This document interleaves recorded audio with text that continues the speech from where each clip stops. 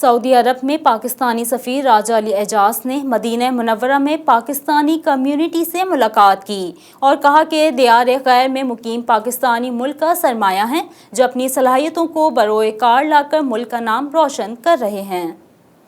مدینہ منورہ میں مختلف شعبہ زندگی سے تعلق رکھنے والے درجنوں پاکستانیوں سے ملاقات میں سفیر پاکستان راجہ علی اعجاز کا کہنا تھا کہ پاکستان سے باہر سعودی عرب ہمارا واحد ایسا دوست ملک ہے جہاں سب سے زیادہ پاکستانی مقیم ہیں۔ یہاں حرمین شریفین کی بدولت ہماری دلی وابستگی پائی جاتی ہے۔ پاک سعودی تعلقات ہمیشہ اہمیت کے حامل رہے ہیں اور دونوں ملک ہمیشہ ایک دوسرے کے ساتھ کھڑے رہے ہیں۔ تاہم ہمیں بطور سمندر پار پاکستانی اپنے ملک و قوم کی ترقی کا فریضہ بھی سر انجام دینا ہے اور دیار غیر میں مقیم پاکستانی ملک کا سرمایہ ہیں۔